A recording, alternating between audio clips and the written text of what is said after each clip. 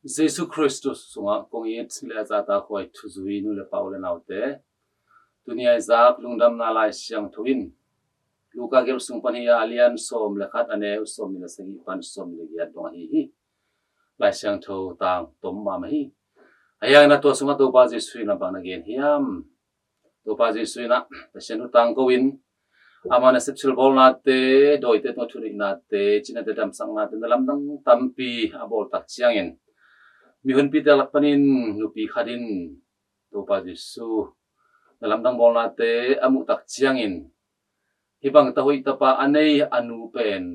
thu pa nga hi china nana tang po hi yang na to pa Jesu na hi thu nupi nui tang ko na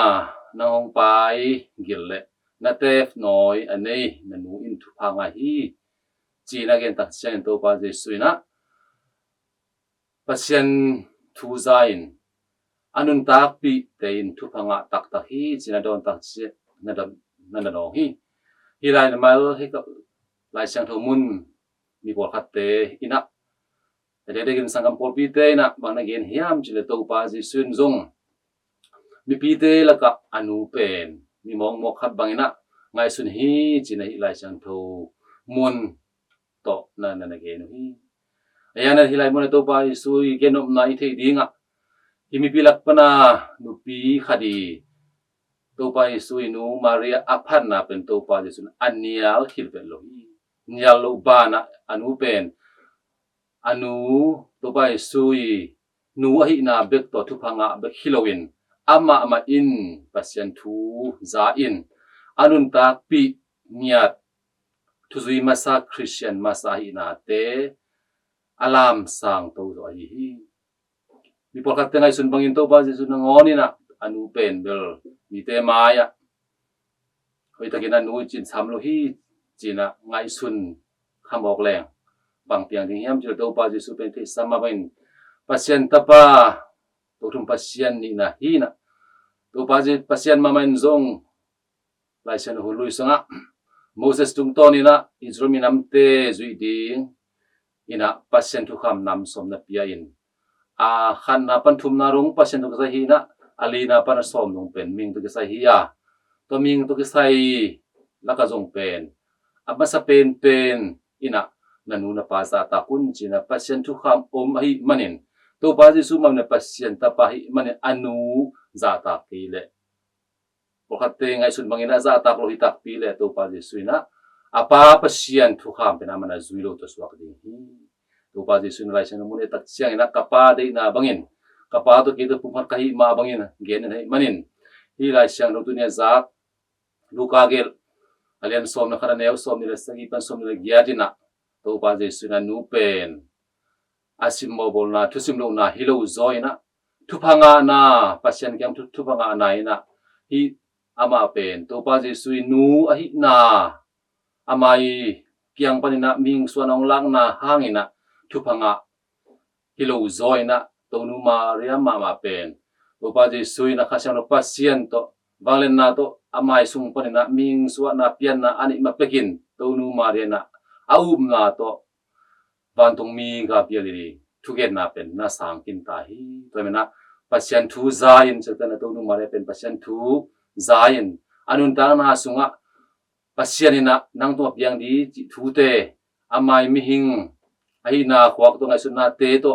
atel zolo hang abat zolo hang ina anun tak pi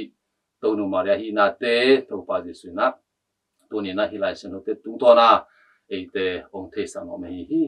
to me na pasien thu za pasien thu te na ba nun tang nai na thu pha nga ta ta hi le tunga pasien thu pha chi pen ni le lam su na pai te chiram na te